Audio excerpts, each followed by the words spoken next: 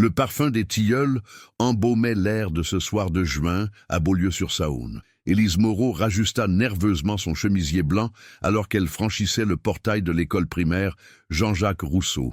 Les lanternes anciennes illuminaient la cour pavée où se tenait la réception annuelle des anciens élèves, transformant la vieille bâtisse en un tableau impressionniste. « Mademoiselle Moreau !»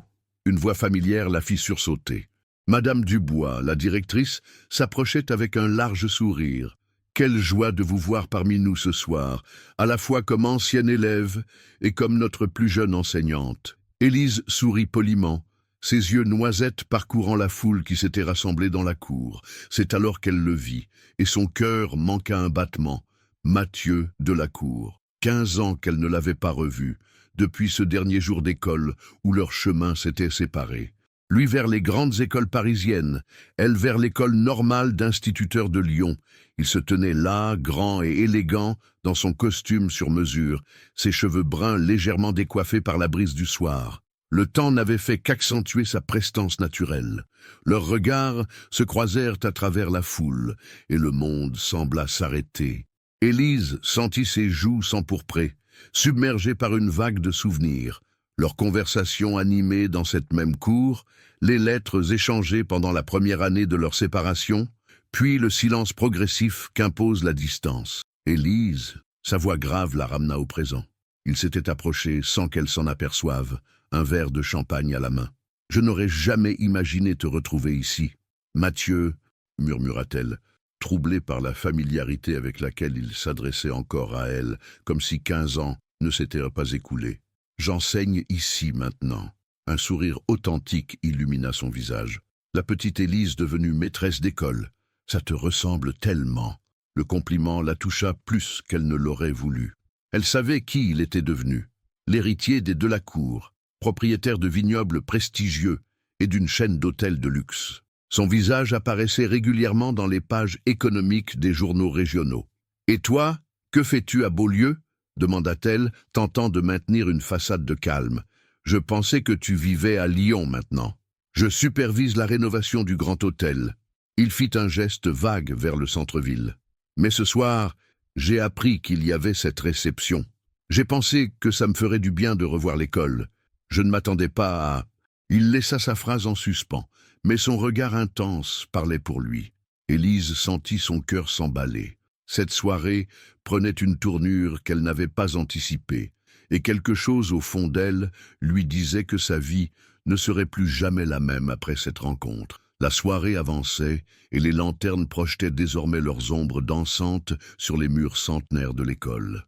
Élise et Mathieu s'étaient installés sur un vieux banc dans le jardin des instituteurs, là où jadis ils passaient leur récréation à refaire le monde. « Tu te souviens de notre projet ?» demanda Mathieu, un sourire nostalgique aux lèvres. « Nous voulions transformer la vieille grange de mes grands-parents en librairie-café. » Élise rit doucement. Comment l'oublier?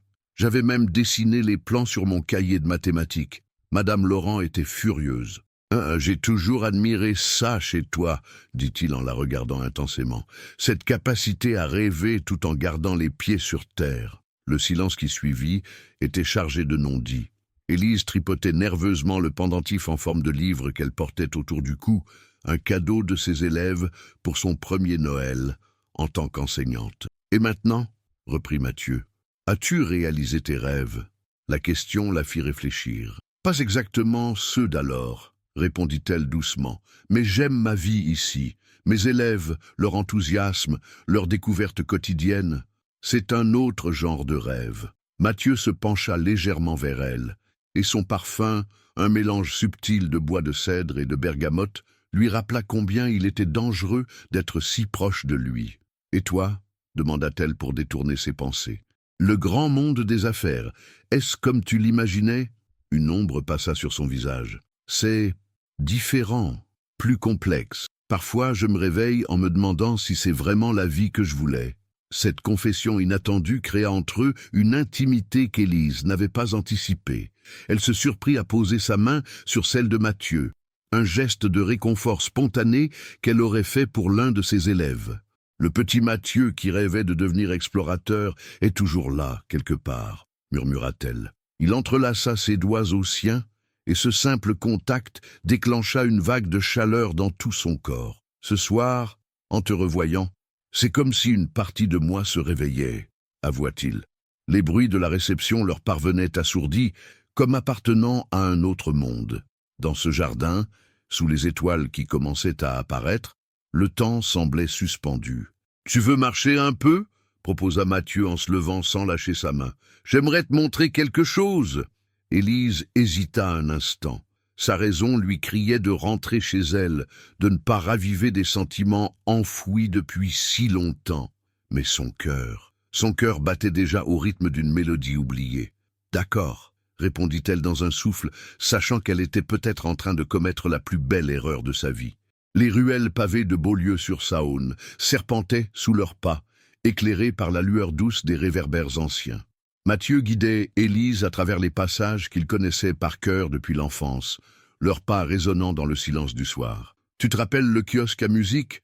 demanda-t-il en l'entraînant vers la place centrale. « Bien sûr, » répondit Élise, « c'est là que tu m'as appris à danser la valse pour le bal de fin d'année. » Ils s'arrêtèrent devant l'élégante structure Belle Époque. Mathieu sortit son téléphone et après quelques manipulations, les premières notes de La vie en rose s'élevèrent doucement dans la nuit. « M'accorderais-tu cette danse, mademoiselle Moreau ?»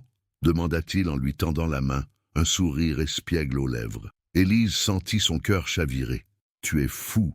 murmura-t-elle, mais sa main trouvait déjà celle de Mathieu. Ils commencèrent à tourner lentement sur la place déserte, leurs pas retrouvant naturellement le rythme de la valse. La robe d'été d'Élise virevoltait autour de ses jambes et l'odeur du jasmin des jardins environnants flottait dans l'air tiède. « J'ai souvent pensé à toi, tu sais, » avoua Mathieu, sa voix à peine plus haute qu'un murmure. « À ce que tu étais devenu, à la vie que tu menais ici. » Élise leva les yeux vers lui, troublée par la sincérité qu'elle y lisait. « Moi aussi, je pensais à toi, je voyais ton nom dans les journaux, tes succès. »« Les succès, » répéta-t-il avec une pointe d'amertume. « Tu sais ce qui me manque le plus dans ma vie actuelle. L'authenticité. Les gens ne voient que le nom de la cour, jamais vraiment Mathieu. » La musique s'arrêta, mais ils restèrent enlacés, comme si le temps s'était figé autour d'eux. « Avec toi, » continua-t-il en caressant doucement sa joue, « je me sens juste moi-même. » Élise ferma les yeux, submergée par l'émotion. Elle savait qu'elle devrait s'écarter, que leur monde était trop différent, que demain apporterait son lot de complications. Mais ce soir, sous les étoiles de Beaulieu, la réalité semblait lointaine et floue. « Viens, » dit-il soudain, « je veux te montrer le grand hôtel. Les travaux sont presque terminés, et la vue depuis la terrasse est magnifique la nuit. » Elle hésita un instant, consciente que chaque pas les rapprochait d'un point de non-retour. Puis elle pensa à la jeune fille qu'elle était autrefois, celle qui rêvait d'aventure et d'amour véritable. « D'accord, » répondit-elle doucement, « montre-moi. » Ils traversèrent la place, main dans la main, leurs ombres entremêlées sur les pavés. L'air de la nuit était chargé de promesses, et le cœur d'Élise battait au rythme d'une mélodie qu'elle croyait avoir oubliée depuis longtemps. Le grand hôtel se dressait majestueusement devant eux, ses fenêtres illuminées brillant comme autant d'étoiles dans la nuit. En franchissant le seuil, Élise eut l'impression de pénétrer dans un autre monde. Un monde où, peut-être, les rêves d'autrefois pouvaient encore devenir réalité. 1 mois s'était écoulé depuis cette nuit enchantée au Grand Hôtel. Élise regardait par la fenêtre de sa petite maison, rue des Tilleuls, observant les premiers rayons du soleil caresser les toits de Beaulieu. Cette nuit-là, sur la terrasse surplombant la ville endormie, Mathieu et elle s'étaient retrouvés, âmes sœurs séparées par le temps mais jamais vraiment éloignées. Le souvenir de leurs confidences, de leurs baisers, de leurs promesses murmurées sous les étoiles, la faisait encore frissonner. Mais ce matin-là était différent. Dans sa main tremblante, elle tenait un test de grossesse positif. « Mon Dieu !» murmura-t-elle, s'asseyant lourdement sur le rebord de son lit. Son regard erra vers le bouquet de pivoine blanche sur sa commode. Les dernières fleurs que Mathieu lui avait envoyées avant de retourner à Lyon pour une série de réunions importantes. Depuis cette nuit, ils s'étaient vus plusieurs fois, toujours discrètement. Mathieu venait à Beaulieu sous prétexte de superviser les travaux de l'hôtel.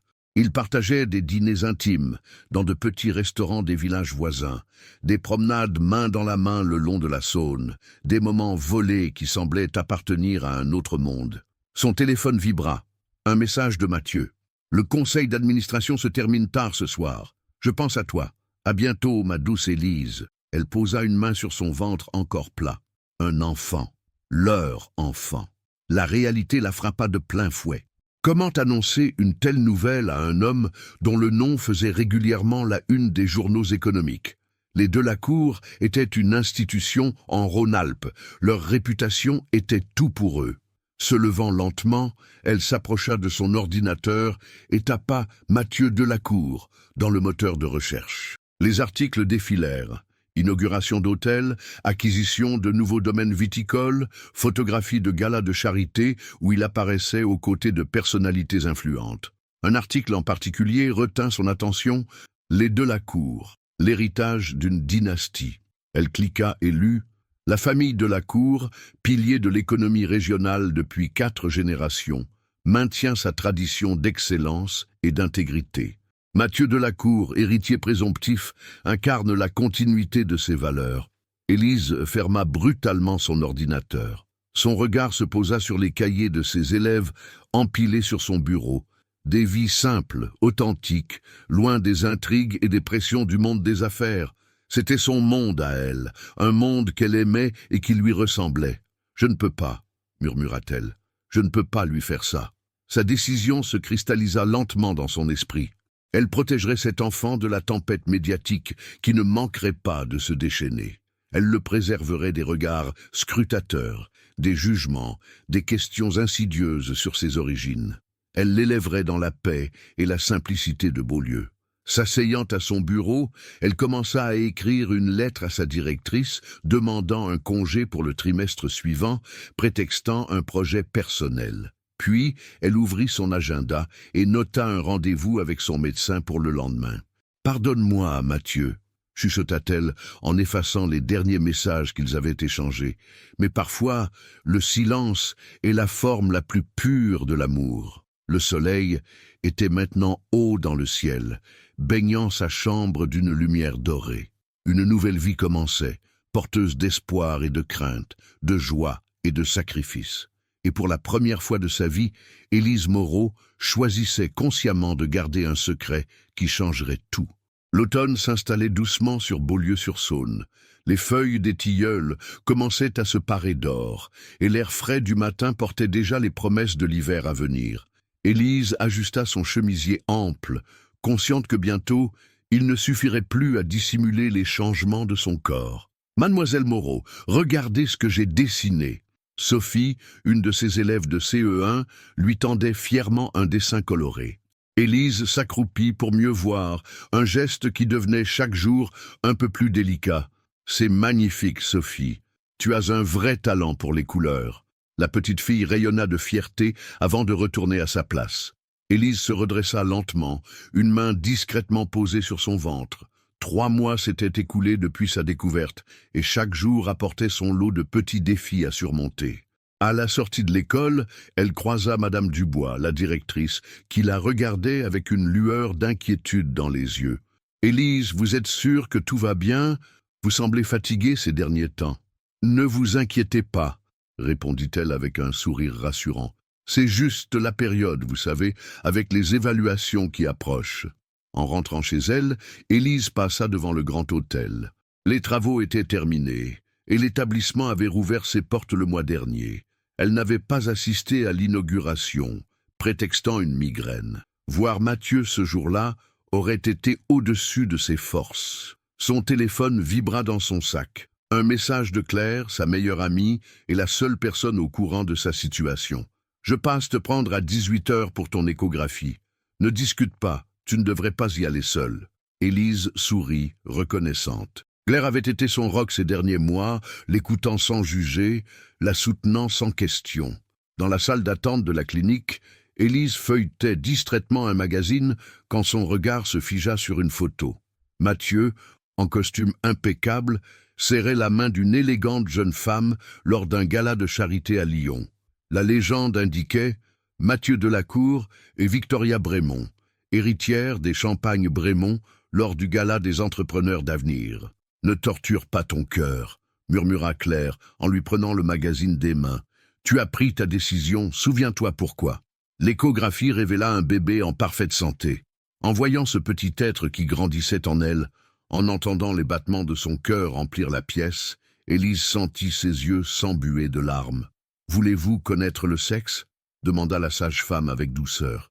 Élise hésita un instant, puis secoua la tête. « Pas aujourd'hui. » Sur le chemin du retour, Claire conduisait en silence, respectant le moment d'émotion de son amie. « Tu sais, » dit finalement Élise, « j'ai parfois l'impression de vivre dans un roman. La professeure enceinte du riche héritier qui choisit de garder le secret, ça paraît tellement toi, compléta Claire avec un sourire, tellement fidèle à tes valeurs, à ton désir de protéger ceux que tu aimes. » Ce soir-là, seule dans sa maison, Élise sortit une petite boîte de son armoire. Elle y conservait l'unique photo qu'elle avait de Mathieu et elle, prise le soir de leurs retrouvailles à l'école. Leur sourire, leur complicité évidente, la lueur dans leurs yeux, tout semblait si simple alors. « Un jour, murmura-t-elle en caressant son ventre, je te raconterai l'histoire de ton père, l'histoire d'un homme bon, qui mérite mieux qu'un scandale et des ragots de presse. L'histoire d'un amour si grand qu'il fallait le protéger, même de lui-même. » L'hiver était arrivé à Beaulieu-sur-Saône, enveloppant la petite ville dans son manteau blanc. 6 mois s'étaient écoulés, et le secret d'Élise devenait de plus en plus difficile à dissimuler. Les regards curieux la suivaient désormais dans les rues, et les chuchotements s'intensifiaient sur son passage. Ce matin-là, en entrant dans la boulangerie Duchamp, elle entendit distinctement Madame Perrin, la femme du pharmacien, murmurer à son amie « Tu as vu ? Elle doit être dans son 6e mois, et pas l'ombre d'un père à l'horizon. » Élise redressa la tête, commandant ses viennoiseries d'une voix claire, comme si elle n'avait rien entendu. Monsieur Duchamp, le boulanger, lui offrit un sourire compatissant en lui tendant son sac. « J'ai ajouté quelques chouquettes, » dit-il doucement. « Ah, pour le petit, les enfants adorent ça. » De retour dans sa classe, Élise observait ses élèves travailler en silence. Elle avait annoncé sa grossesse à la direction de l'école 2 mois plus tôt, quand il était devenu impossible de la cacher. Madame Dubois s'était montrée compréhensive, organisant déjà son remplacement pour le congé maternité. « Mademoiselle, » chuchota Lucas, un de ses élèves, « est-ce que le bébé peut entendre quand on lit des histoires ?» La question, posée avec une innocence désarmante, lui arracha un sourire. « Oui, Lucas, le bébé entend tout. » « Alors on pourrait lui lire notre nouvelle histoire ?» proposa-t-il, ses yeux brillants d'excitation. Les autres enfants se mirent à chuchoter avec enthousiasme, et Élise sentit son cœur se gonfler d'amour. Ces moments-là lui rappelaient pourquoi elle aimait tant son métier, pourquoi elle avait choisi cette vie simple, mais riche de sens. L'après-midi, alors qu'elle rangeait sa classe, Claire fit irruption, le visage tendu. « Tu dois voir ça », dit-elle en lui tendant son téléphone. L'écran affichait un article du journal local. Mathieu Delacour de retour à Beaulieu. Le Grand Hôtel accueillera le gala annuel des entrepreneurs de la région. Élise s'assit lentement, une main sur son ventre rebondit. « Quand ? Ce week-end ? Élise, tu ne peux plus te cacher. Beaulieu n'est pas si grand, et dans ton état, je sais, murmura-t-elle. Mais que veux-tu que je fasse ? Que je parte ? C'est ma vie ici, mon travail, mes élèves. » Claire s'approcha et la prit dans ses bras. « Tu pourrais lui dire. Il a le droit de savoir. » Et ensuite, Élise se dégagea doucement.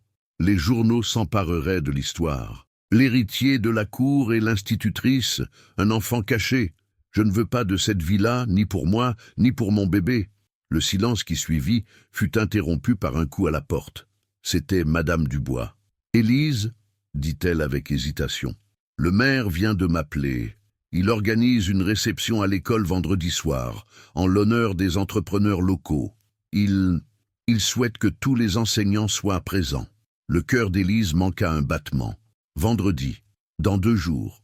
Elle croiserait forcément Mathieu. « Je ne me sens pas très bien, » commença-t-elle, mais Madame Dubois secoua la tête. « Je suis désolée, mais le maire insiste. L'école recevra une subvention importante pour la rénovation de la bibliothèque. Notre présence est obligatoire. » Quand la directrice fut partie, Claire serra la main de son amie. Peut-être que c'est un signe, peut-être que le destin... Le destin n'existe pas, coupa Élise en rassemblant ses affaires. Il n'y a que nos choix et leurs conséquences. Mais ce soir-là, devant son miroir, contemplant son reflet et la courbe prononcée de son ventre, elle ne put s'empêcher de penser que certaines vérités finissaient toujours par éclater au grand jour, qu'on le veuille ou non.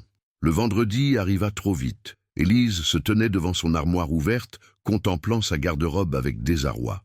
Claire, assise sur le lit, observait son amie essayer de trouver une tenue appropriée. « La robe bleu marine », suggéra-t-elle finalement. « Elle est élégante et ne cache rien du tout », compléta Élise avec un soupir résigné. « Mais tu as raison, c'est la plus adaptée pour une réception officielle. » Pendant qu'elle s'habillait, le bébé donna un coup particulièrement vigoureux. « Toi aussi, tu es nerveux ?»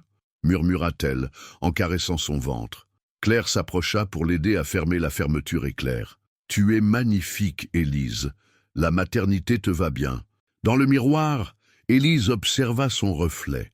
La robe soulignait élégamment ses formes nouvelles et ses cheveux châtains, relevés en un chignon souple, adoucissaient ses traits tendus par l'anxiété.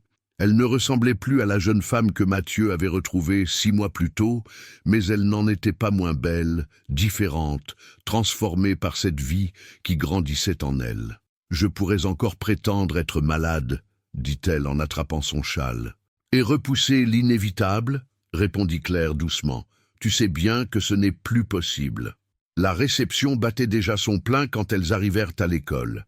La cour avait été transformée en espace de réception, avec des lampions suspendus entre les arbres et un petit orchestre jouant en sourdine. Élise repéra immédiatement plusieurs journalistes locaux, leurs appareils photo en main. « Mademoiselle Moreau !» La voix du maire résonna derrière elle. « Nous sommes ravis de vous voir. Venez, je tiens à vous présenter quelques-uns de nos généreux donateurs. » Élise échangea un regard paniqué avec Claire avant de suivre le maire.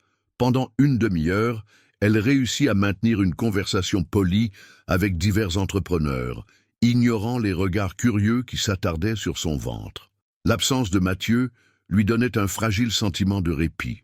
Ce fut la voix de Madame Dubois qui brisa sa bulle de faux confort. « Ah, monsieur de la Cour, nous sommes honorés de votre présence. » Élise se figea, son verre d'eau à mi-chemin de ses lèvres. Elle n'osa pas se retourner, mais elle sentit sa présence, cette énergie particulière qui avait toujours existé entre eux.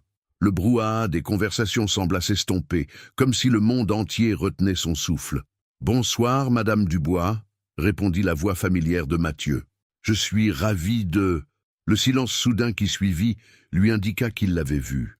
Elle entendit son souffle se couper, sentit son regard sur elle. Lentement, inexorablement, elle se tourna. Mathieu se tenait là, magnifique dans son costume sombre, mais ce fut son expression qui la frappa, un mélange de choc, de compréhension et d'une émotion qu'elle n'osait pas nommer. Ses yeux passèrent de son visage à son ventre, puis revinrent à son visage, cherchant des réponses à des questions qu'il n'avait pas encore formulées. Le temps semblait s'être arrêté. Autour d'eux, les conversations continuaient, mais ils étaient enfermés dans leur propre bulle de silence. Élise sentit le bébé bouger, comme s'il réagissait à la présence de son père. « Élise » murmura finalement Mathieu, sa voix à peine audible. Elle ouvrit la bouche pour répondre, mais aucun son n'en sortit. Que pouvait-elle dire? Comment expliquer l'inexplicable? Comment justifier un silence de 6 mois face à une vérité aussi évidente? Ce fut le flash d'un appareil photo qui brisa l'instant. Élise sursauta, soudain consciente des regards qui convergèrent vers eux, des chuchotements qui s'intensifiaient. Sans un mot, elle tourna les talons et s'éloigna aussi vite que son état le lui permettait, ignorant la voix de Mathieu qui l'appelait. Élise se réfugia dans sa salle de classe, son sanctuaire depuis tant d'années.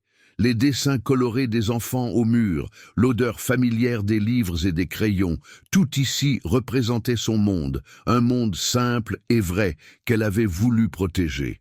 Elle n'eut que quelques minutes de répit avant que la porte ne s'ouvre. Elle s'attendait à voir Claire, mais c'était Mathieu qui se tenait dans l'encadrement, le visage marqué par l'émotion. « Dis-moi, » dit-il doucement, refermant la porte derrière lui, « tu as gardé ça pour toi pendant 6 mois. » Sa voix n'était pas accusatrice, juste empreinte d'une profonde tristesse qui serra le cœur d'Élise. « Je ne pouvais pas, » commença-t-elle, mais sa voix se brisa. Mathieu s'approcha lentement, comme s'il craignait de l'effrayer. Dans la pénombre de la classe, éclairée seulement par les lampions de la cour filtrant à travers les fenêtres, son visage portait une vulnérabilité qu'elle ne lui avait jamais vue. « C'est notre enfant, n'est-ce pas ?»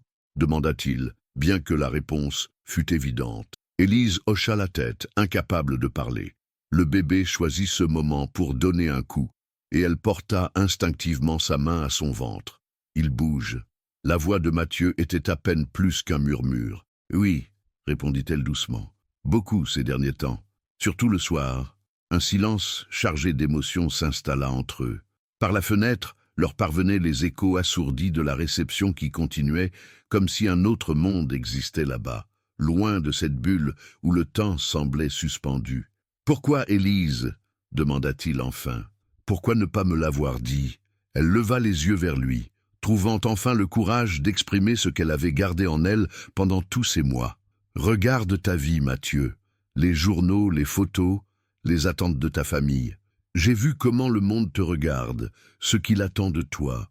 Je ne voulais pas que notre enfant grandisse sous ses projecteurs, jugé avant même sa naissance. »« Lo, tu n'avais pas le droit de prendre cette décision seule, » répondit-il, une pointe de colère perçant dans sa voix. « Tu n'avais pas le droit de me priver de ces moments, de ces premiers coups, de ces échographies. »« Je sais, » murmura-t-elle, les larmes coulant librement sur ses joues, « mais j'avais tellement peur, peur du scandale, peur des ragots, peur que tu te sentes obligé de... » « Obligé ?»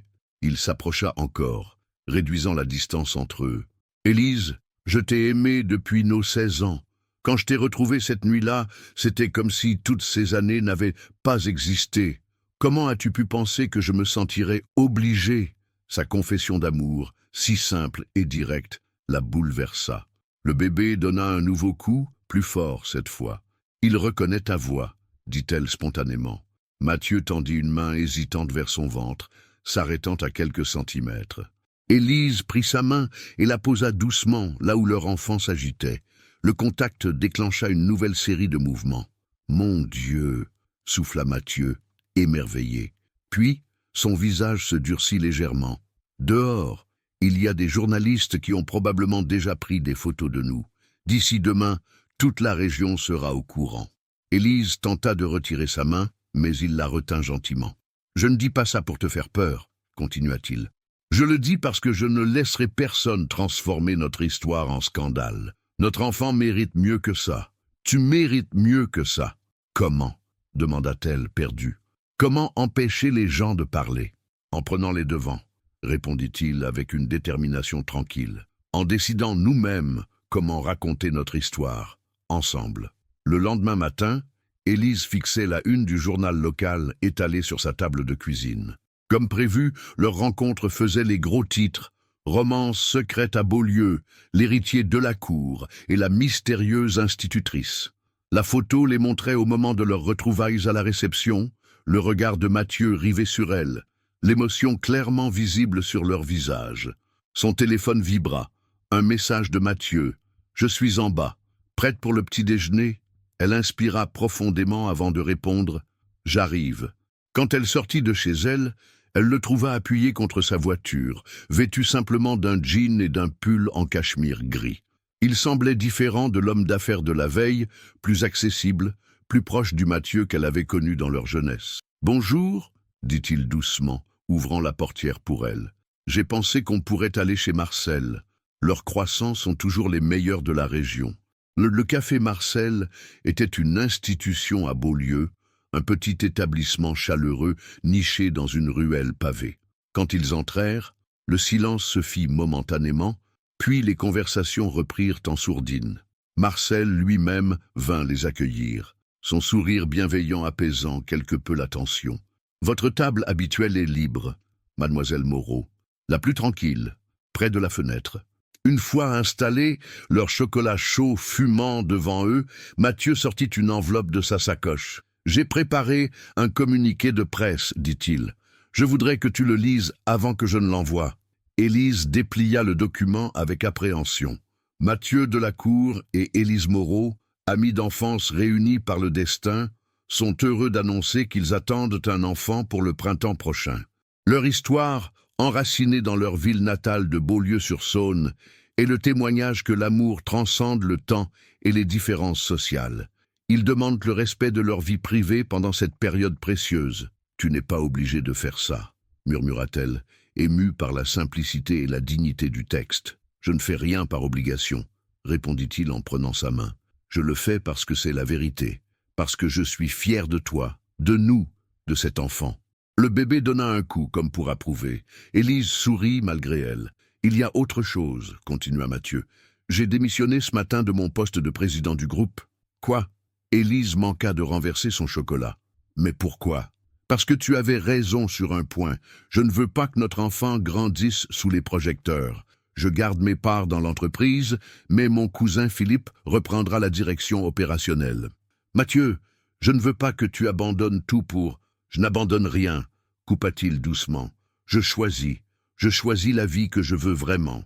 Une vie ici, à Beaulieu, avec toi et notre enfant. » Une larme roula sur la joue d'Élise. « Et ta famille, que vont-ils dire ?»« Ma mère a pleuré de joie quand je lui ai dit pour le bébé. Elle m'a confié qu'elle avait toujours su que nous étions faits l'un pour l'autre, depuis l'époque où nous jouions dans la cour de l'école. » Marcel s'approcha, avec un plateau de viennoiserie encore chaude. « Offert par la maison, » dit-il avec un clin d'œil, « pour célébrer les bonnes nouvelles. » Élise regarda autour d'elle. Les regards qu'elle croisait n'étaient plus emplis de curiosité malveillante, mais de bienveillance et même de joie. Beaulieu était ainsi, une petite ville où les commérages pouvaient faire mal, mais où la sincérité et l'amour finissaient toujours par triompher. « D'accord », dit-elle finalement, serrant la main de Mathieu. « Envoyons ce communiqué, écrivons notre histoire à notre façon. » Le soleil d'hiver perçait à travers les vitres du café, baignant leur table d'une lumière dorée. Dans ce moment simple et parfait, Élise comprit que parfois, les plus beaux chapitres de nos vies commencent quand nous osons laisser tomber nos peurs et faire confiance à l'amour. Les semaines suivantes passèrent dans un tourbillon d'émotions et de changements. L'hiver cédait doucement la place au printemps, et avec lui, le ventre d'Élise s'arrondissait encore davantage. Mathieu avait tenu parole. Il s'était installé dans une charmante maison à quelques rues de chez elle, refusant d'emménager directement ensemble pour respecter son besoin d'indépendance. Ce matin-là, ils avaient rendez-vous pour une échographie. Dans la salle d'attente de la clinique, Élise observait Mathieu feuilleter nerveusement un magazine sur la parentalité. « Tu veux vraiment connaître le sexe aujourd'hui ?» demanda-t-elle doucement. Il leva les yeux vers elle, son regard brillant d'anticipation. « Seulement si tu le veux aussi. J'ai déjà manqué tant de moments. » Elle prit sa main. « Tu es là maintenant. C'est tout ce qui compte. » Dans la pénombre de la salle d'examen, le visage de Mathieu s'illumina quand l'image apparut à l'écran. Le bébé était parfaitement visible, ses petits poings serrés contre sa poitrine. « Voulez-vous connaître le sexe ?» demanda la sage-femme avec un sourire. Ils échangèrent un regard et hochèrent la tête simultanément. « C'est un petit garçon », annonça-t-elle, et il se porte à merveille. Mathieu serra la main d'Élise, des larmes silencieuses coulant sur ses joues. Ce moment partagé effaçait des mois de silence et de séparation.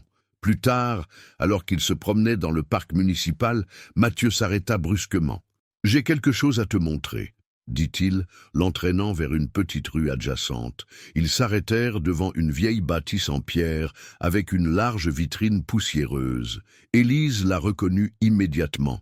L'ancienne librairie qui avait fermé ses portes 2 ans plus tôt. « Tu te souviens de notre rêve d'adolescent ?» demanda Mathieu, ses yeux pétillants de malice. « Une librairie café. » Élise porta une main à sa bouche. « Tu n'as pas... »« Si !»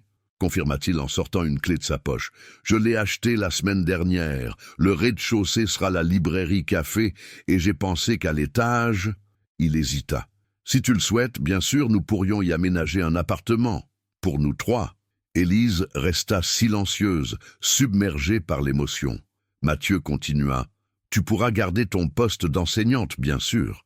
Mais je me suis dit que pendant ton congé maternité, tu aimerais peut-être participer à la création de ce lieu, choisir les livres, imaginer l'ambiance. C'est parfait. murmura-t-elle enfin, des larmes de joie dans les yeux. C'est exactement comme nous l'avions imaginé. Il sortit un petit carnet de sa poche. J'ai même retrouvé tes croquis d'époque. Tu les avais dessinés sur ton cahier de mathématiques. Tu te souviens? Je les ai gardés toutes ces années. Élise prit le carnet d'une main tremblante. Les dessins maladroits d'une adolescente y décrivaient leurs rêves dans les moindres détails.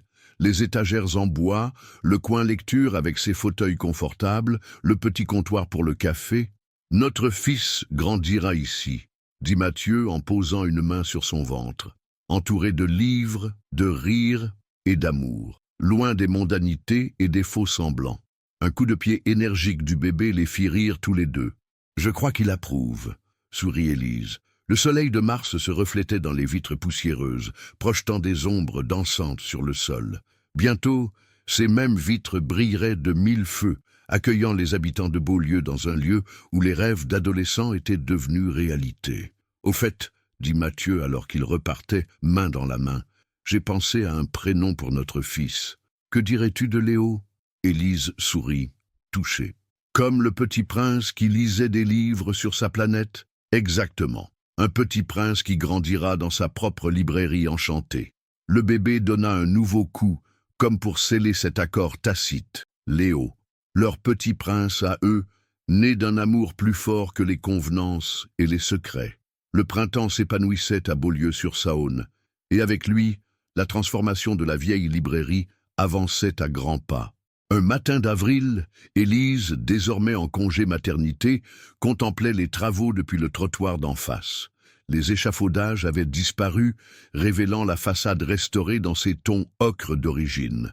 L'enseigne, fraîchement peinte, annonçait en lettres dorées « Les rêves de Léo, librairie and café ». « Alors, qu'en penses-tu » demanda Mathieu en la rejoignant, 2 cafés à emporter à la main. « C'est exactement comme dans mes souvenirs », répondit-elle, émue. « Non, c'est encore mieux. » Ils traversèrent la rue pour entrer dans le bâtiment.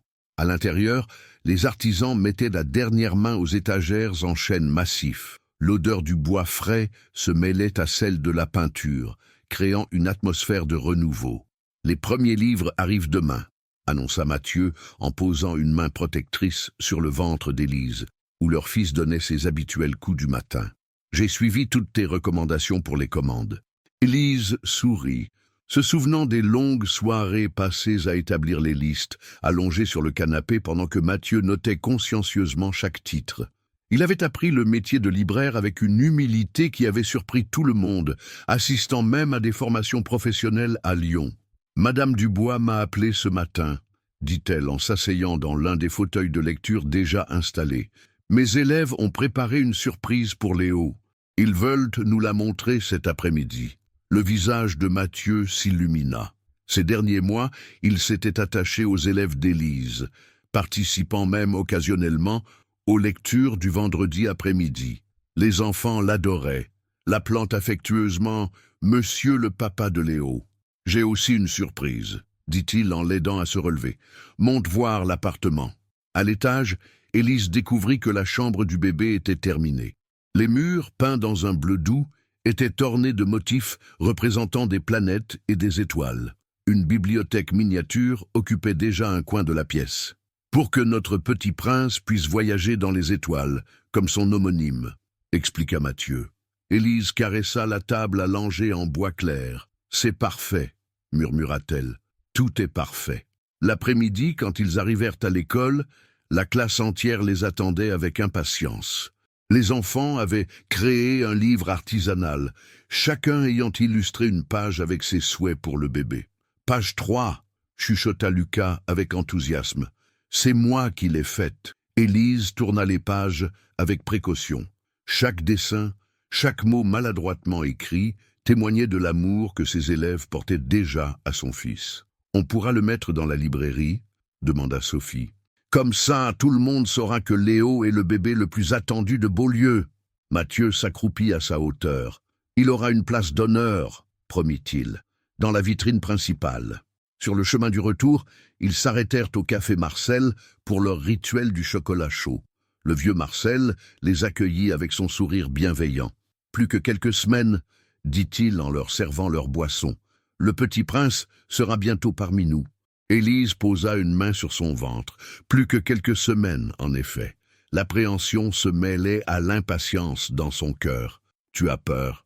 demanda doucement Mathieu, lisant dans ses pensées comme il en avait le don. « Un peu, » admit-elle. « Pas de l'accouchement, mais de tout ce qui vient après, de ne pas être à la hauteur. » Il prit sa main par-dessus la table. « Tu seras parfaite, nous apprendrons ensemble. » Et puis, il sourit. « Notre fils aura toute une ville pour veiller sur lui. » C'était vrai.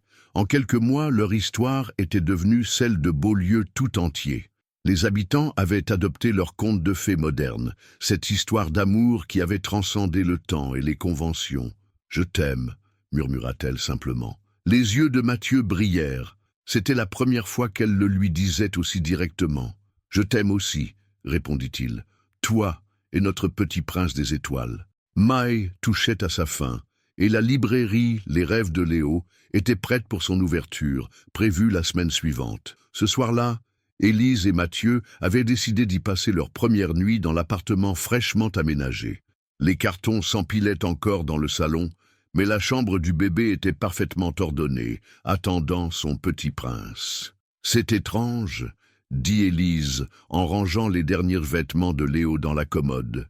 « J'ai l'impression que tout ceci est un rêve. Il y a un an, j'étais seul dans ma petite maison, et maintenant... » Mathieu s'approcha d'elle par derrière, posant ses mains sur son ventre proéminent. « Maintenant, tu es coincé avec un ancien homme d'affaires reconverti en libraire amateur et un bébé qui semble avoir hérité de mon énergie débordante. » Comme pour confirmer ses dires, Léo donna une série de coups particulièrement vigoureux. Élise grimaça légèrement. « Tout va bien ?» demanda immédiatement Mathieu, inquiet. « Oui, » le rassura-t-elle, « il est juste très actif ce soir. La sage-femme dit que c'est normal à ce stade. » Ils descendirent dans la librairie, où les étagères débordaient déjà de livres soigneusement classés. Le coin café, avec ses fauteuils confortables et ses tables basses, attendait ses premiers clients. Dans la vitrine principale, le livre créé par les élèves d'Élise occupait une place d'honneur, ouvert sur une double page particulièrement colorée. « J'ai reçu un message de ma mère », dit Mathieu en préparant une tisane pour Élise. « Elle arrive demain avec les dernières affaires de mon enfance qu'elle a retrouvées dans le grenier. Apparemment, elle a gardé mon mobile musical avec les étoiles et les planètes. » Élise sourit, touchée par l'enthousiasme de sa belle-mère. Madame Delacour s'était révélée être une alliée précieuse, défendant farouchement leur histoire contre les quelques membres de la famille qui avaient émis des réserves. Soudain, Élise sentit une contraction plus forte que les autres. Elle s'assit dans l'un des fauteuils, respirant profondément. « Élise », la voix de Mathieu trahissait son inquiétude. « Ce n'est rien », dit-elle, mais son visage était tendu. « Juste une contraction un peu plus... » Elle n'acheva pas sa phrase, une nouvelle vague de douleur la traversant. Mathieu s'agenouilla devant elle, prenant ses mains dans les siennes. « On va appeler la maternité, » dit-il doucement mais fermement. Par précaution, les événements s'enchaînèrent rapidement après cet appel. La sage-femme, après avoir écouté les symptômes d'Élise, leur conseilla de venir sans tarder. Pendant que Mathieu rassemblait les affaires préparées depuis des semaines dans la valise de maternité, Élise resta assise, étrangement calme malgré la situation. « Il a choisi sa soirée, notre petit prince », murmura-t-elle en caressant son ventre. « La veille de l'ouverture de sa librairie. » Mathieu sourit malgré son anxiété. Il a le sens du timing, comme sa mère. Claire, prévenue par téléphone, les attendait déjà devant la librairie avec sa voiture. En voyant Élise, elle ne put s'empêcher de rire. « Même pour aller accoucher, tu restes d'un calme olympien. » Le trajet jusqu'à la maternité fut ponctué par les contractions de plus en plus rapprochées. Mathieu tenait la main d'Élise, lui murmurant des mots d'encouragement, tandis que Claire conduisait avec une concentration intense. À leur arrivée, l'équipe médicale les attendait. Alors qu'on installait Élise dans une chambre de naissance, elle retint Mathieu un instant. « Tu te souviens de la nuit où nous nous sommes retrouvés, quand tu m'as fait danser sur la place ?» Il hocha la tête, ému. « J'ai su à ce moment-là que ma vie allait changer, » continua-t-elle entre deux contractions. « Je ne savais pas encore à quel point, mais je le sentais. » Une larme roula sur la joue de Mathieu. « Notre petit prince arrive, » murmura-t-il. « Et cette fois, nous sommes ensemble pour l'accueillir. » Dans le couloir, Claire composa rapidement un message pour prévenir toute la ville. Le petit prince de Beaulieu était en route. Les premières lueurs de l'aube filtraient à travers les fenêtres de la maternité quand le premier cri de Léo résonna dans la chambre. Un cri vigoureux, plein de vie, qui transforma instantanément l'univers d'Élise et Mathieu. « Il est parfait !» murmura la sage-femme en posant le nouveau-né sur la poitrine d'Élise. Un magnifique petit garçon.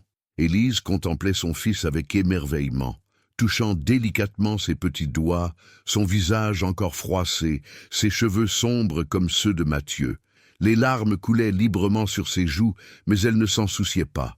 Mathieu, assis au bord du lit, ne pouvait détacher son regard de ce tableau. Il se pencha pour embrasser le front d'Élise, puis celui de son fils, avec une tendresse infinie. « Bonjour, Léo » chuchota-t-il. « Nous t'attendions. » Le bébé ouvrit légèrement les yeux, révélant un regard encore trouble, mais déjà intense. Il attrapa instinctivement le doigt que son père lui présentait, le serrant avec une force surprenante. « Il a déjà du caractère », sourit la sage-femme en terminant ses soins. Comme ses parents. Dans le couloir, Claire, qui avait attendu toute la nuit, fut la première à recevoir la nouvelle. Elle se précipita pour prévenir la famille de la cour, qui patientait à l'hôtel voisin, puis envoya un message au groupe WhatsApp créé pour l'occasion. « Le petit prince est arrivé !» Quelques heures plus tard, alors que Léo dormait paisiblement dans son berceau, Madame de la cour entra doucement dans la chambre, les bras chargés de fleurs. « Oh, mes chéris !» murmura-t-elle en embrassant les nouveaux parents. Puis elle s'approcha du berceau et resta immobile, contemplant son petit-fils avec adoration. « Il ressemble tellement à Mathieu bébé, » dit-elle enfin, émue. Les mêmes traits, la même expression sereine. Elle sortit de son sac un petit paquet soigneusement emballé. « J'ai retrouvé ceci hier soir, je pense que c'est le moment. » Élise défit délicatement le papier pour découvrir un petit livre relié de cuir bleu. En l'ouvrant, elle reconnut l'écriture maladroite de Mathieu enfant. C'était son journal de l'école primaire. « Page 43 », indiqua doucement sa belle-mère. Mathieu se pencha pour lire avec Élise. Sur la page jaunie par le temps, une phrase écrite au crayon. « Quand je serai grand, j'épouserai Élise Moreau. Elle est la plus gentille de la classe, et elle aime les livres autant que moi. Tu vois, dit Madame de la Cour avec un sourire malicieux, certains destins s'écrivent très tôt. » Un petit bruit venant du berceau attira leur attention. Léo s'éveillait doucement, ses petits poings s'agitant dans l'air. Mathieu le prit délicatement dans ses bras, avec des gestes encore hésitants, mais emplis d'amour. « Regarde mon fils, » murmura-t-il en s'approchant de la fenêtre. « C'est Beaulieu qui t'attend, ta ville, ton royaume. » Le soleil printanier illuminait la petite ville, faisant briller les toits d'ardoise et les façades anciennes. Quelque part dans ces rues, la librairie Les Rêves de Léo attendait son prince. Élise observait cette scène, son cœur débordant d'amour. Tous ses doutes, ses peurs, ses hésitations d'autrefois semblaient si loin maintenant. Le secret qu'elle avait porté pendant des mois s'était transformé en le plus beau des cadeaux, une famille. « Je crois, » dit-elle doucement, « que notre histoire mérite d'être racontée. » Mathieu se tourna vers elle, Léo toujours blotti dans ses bras. « Ah, dans un livre ? Oui, pour que notre fils sache un jour que parfois les plus beaux contes de fées sont ceux qui commencent par un secret et finissent par un miracle. » 1 an plus tard, la librairie Les Rêves de Léo était devenue le cœur battant de Beaulieu-sur-Saône. En ce samedi matin ensoleillé, Élise disposait les nouvelles acquisitions en vitrine pendant que Mathieu préparait les premiers cafés de la journée. Dans son parc installé près du comptoir, Léo jouait avec ses cubes, babillant joyeusement. La clochette de la porte tinta, annonçant l'arrivée des premiers clients. C'étaient les élèves d'Élise, accompagnés de leurs parents, venus pour l'heure du conte hebdomadaire. « Bonjour Madame Moreau », lancèrent-ils en chœur, avant de se précipiter vers le coin lecture où les attendaient des coussins multicolores. Élise sourit en voyant Sophie se diriger directement vers le parc de Léo. La petite fille s'était autoproclamée grande sœur de cœur du bébé, et Léo s'illuminait toujours en la voyant. « Je peux le prendre avec moi pour l'histoire ?» demanda-t-elle avec ses yeux suppliants habituels. Mathieu intervint, soulevant son fils avec expertise. « Bien sûr, mais attention, il commence à vouloir marcher partout. » En effet, Léo se mit immédiatement debout en s'agrippant à la robe de Sophie, ses yeux noisettes, les mêmes que ceux de sa mère, pétillants de malice. La matinée passa dans une douce routine désormais familière. Élise racontait des histoires pendant que Mathieu servait chocolat chaud et Madeleine aux parents. Léo passait de bras en bras, choyé par toute la communauté qui l'avait adopté comme son petit prince. Après la séance de lecture, alors que les derniers clients partaient, Claire entra dans la librairie, un paquet sous le bras. « Les premiers exemplaires sont arrivés », annonça-t-elle avec un sourire complice. Élise prit le livre que son ami lui tendait, émue. La couverture, élégante et simple, portait le titre « Le secret d'Élise » par E.M. Delacour. « Tu l'as fait ?» murmura Mathieu en l'enlaçant par derrière. « Tu as écrit notre histoire. Notre histoire méritait d'être racontée, » répondit-elle doucement. « Pour Léo, pour nous, pour tous ceux qui croient encore aux contes de fées modernes. » Ça, comme s'il comprenait l'importance du moment, Léo se hissa sur ses jambes, s'accrochant à l'étagère basse spécialement aménagée pour lui.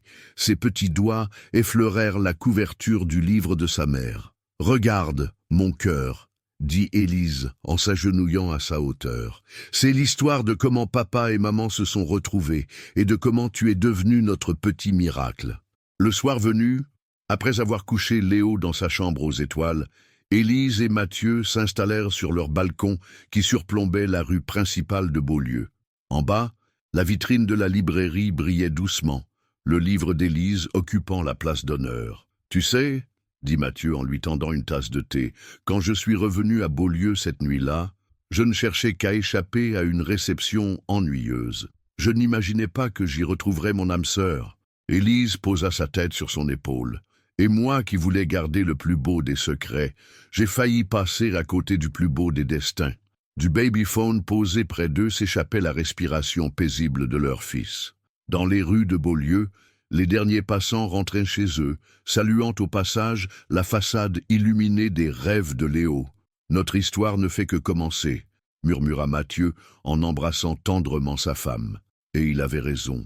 Car si les contes de fées se terminent traditionnellement par « ils vécurent heureux », celui d'Élise et Mathieu continuait de s'écrire chaque jour, dans les rires de Léo, dans les pages des livres qu'ils partageaient, dans chaque petit moment de bonheur simple qu'ils construisaient ensemble. Après tout, les plus belles histoires sont celles qui ne finissent jamais vraiment.